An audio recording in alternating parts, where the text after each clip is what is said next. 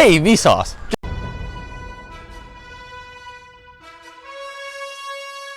Here, and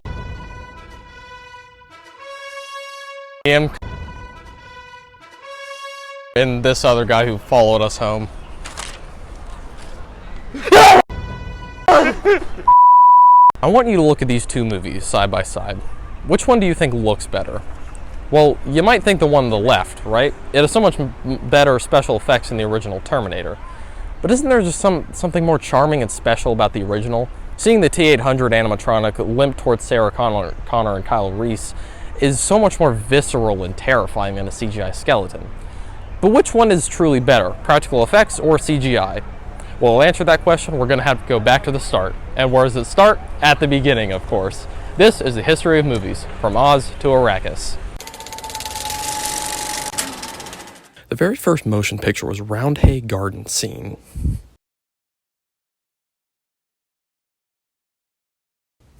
Riveting. But the movie industry quickly took off. Immediately, brand new techniques to improve filmmaking sprung to life, like practical effects.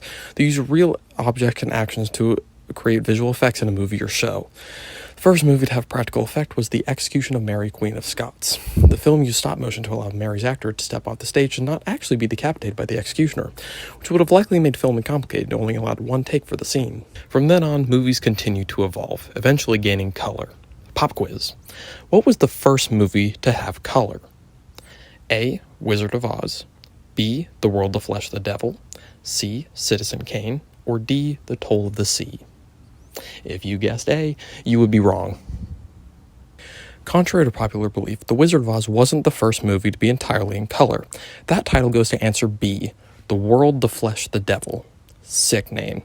As the film industry grew, new practical effects started to spring up. For example, a lot of movies involving large creatures like Godzilla or Power Rangers involved regular-sized people in costumes stomping around on a miniature scale set to achieve the effect of a giant monster, with varying levels of success.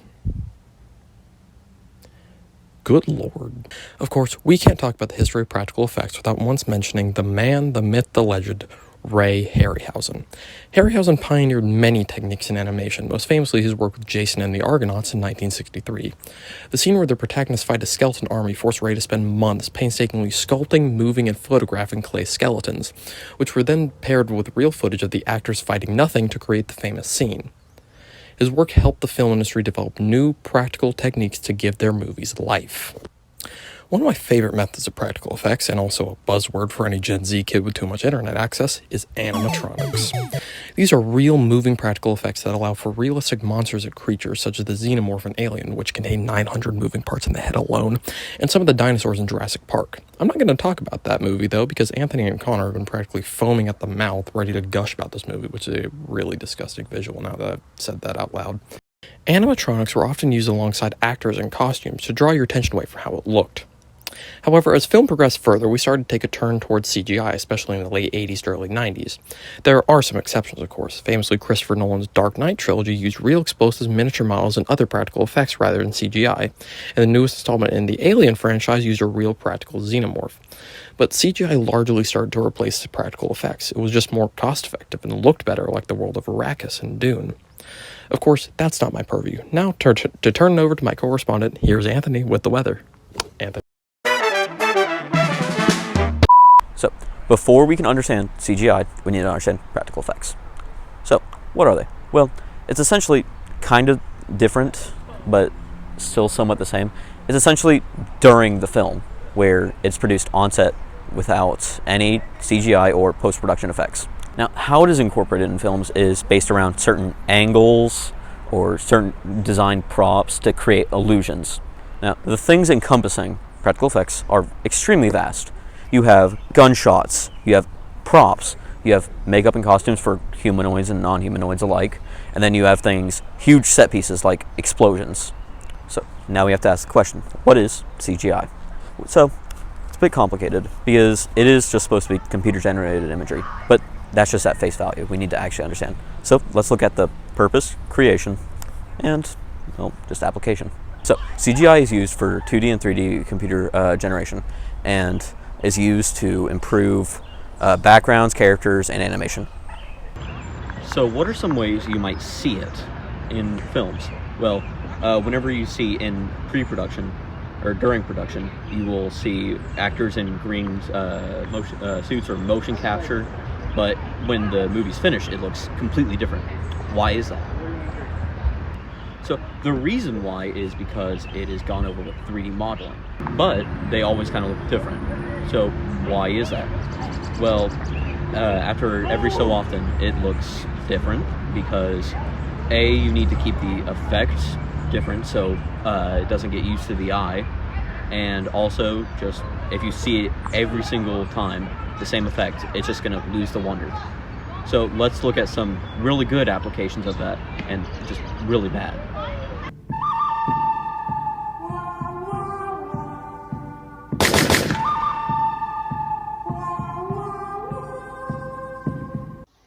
CGI is a very technical medium, and it is very easy to do badly. Some movies have mastered the art of CGI, and others are the Emoji Movie. Let's start off with the good. Jurassic Park moved seamlessly from animatronic to CGI in between scenes. Tell me where it switches to CGI in this scene. I lied to you. You've been deceived! That entire scene was CGI. Now, this is what the animatronic looked like. Beautiful. Now, this movie was made just 2 years before this movie. And look how different the CGI is. Though, Toy Story is a far cry from a bad movie. It's great, and they worked with what they had. However, what they had was not great.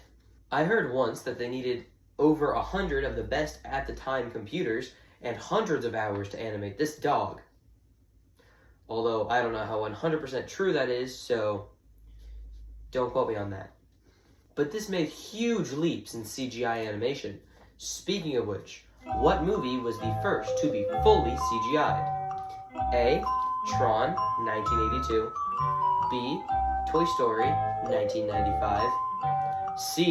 The Lawnmower Man, 1992. Or D. Westworld, 1973. It was Toy Story. Good job if you got that right, but all the other movies I listed had live action sections. Now on to the bad. Let me introduce you to a movie called The Mummy Returns. It's something. Buckle up, alright, because it's quite a ride. So, The Mummy Returns had casted Dwayne, The Rock, Johnson to play the Scorpion King. Now imagine The Rock. This is what they made him look like. What on earth is that? That is not The Rock, that is the Stone. Also in the bad, we have some classics like Shark Boy and Lava Girl, Deep Blue Sea, The Matrix Reloaded, and The Emoji Movie. Anyway, Shark Boy and Lava Girl is a classic with some downright horrendous CGI, along with Spy Kids 3. This is of course due to the not great hardware or software that Miramax had to work with. It's bad, man. I mean, look what they did to George Lopez. And the river scene with the banana split boat. And in Spy Kids 3, all of it, especially the scene with the pogo toads. However, among all of these borderline horrific uses of CGI, we have some of the greatest uses ever. The secret fourth dialogue option, the beautiful. Interstellar has such beautiful CGI that I can't even put it into words. And I know dang well the Promethean board is going to ruin the quality. But the animators for this movie did such a good job with capturing the planets and black hole from the movie through CGI, which, might I add, they had an astrophysicist named Kip Thorne to help make the black hole simulation. But the curvature of the light bending around Gargantua, the detail of the outer rings of gases, even the use of CGI to make enormous waves on Miller's planet. Beautiful. Anyway, now I'm being told by the aliens to making our show to shut up because it's someone else's turn to talk. That reminds me of the time that Jesse was talking about AI. Hey guys, AI is taking over my body. Howdy, and I'm speaking to you through my Neuralink. Anyway, here are the goods and bads about AI. I mean just good.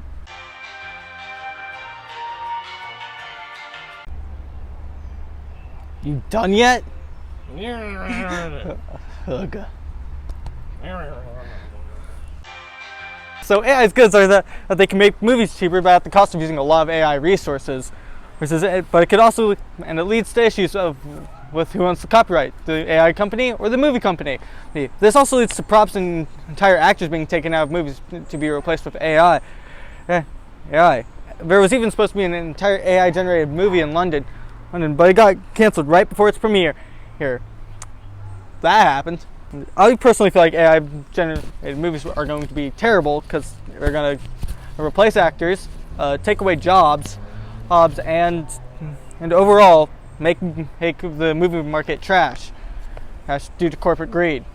Hey, there's even an entire AI-generated Coca-Cola ad. Run it.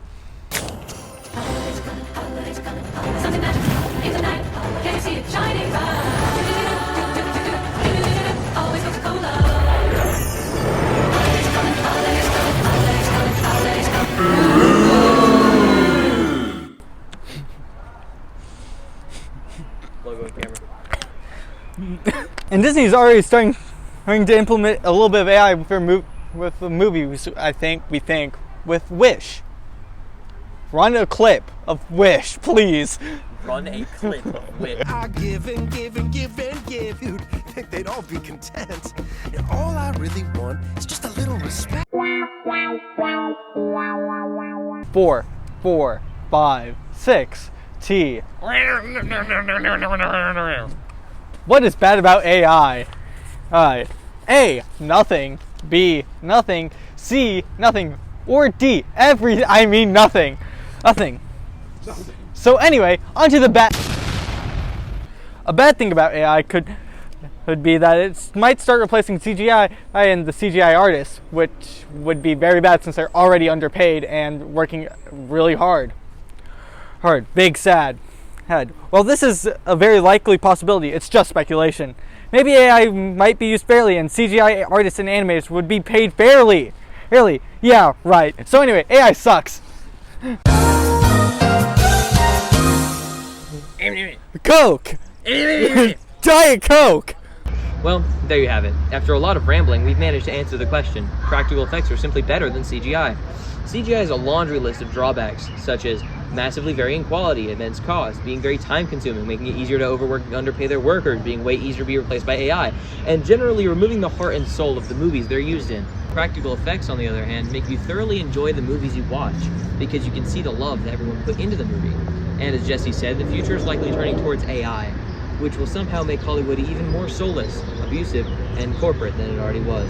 The point we're making is that CGI is heavily overused and just lessens the quality of the movies you watch.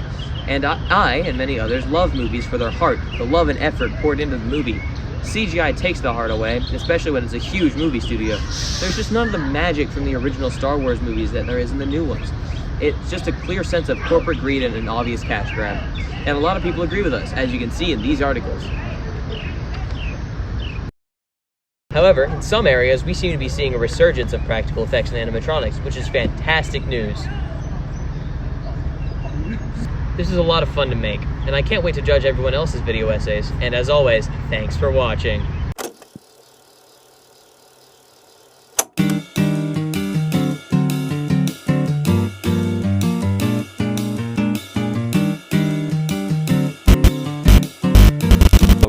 This is also going in the end credits. I'm a boss and ass myself. Alright. Alright. Finally! But they always kind of look different.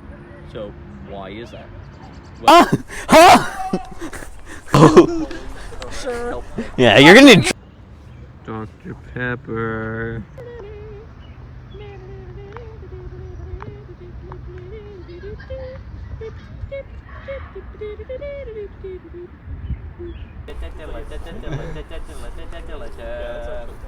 Holy crap! Wait, Connor. I should get my parents to buy me the Peter Griffin outfit.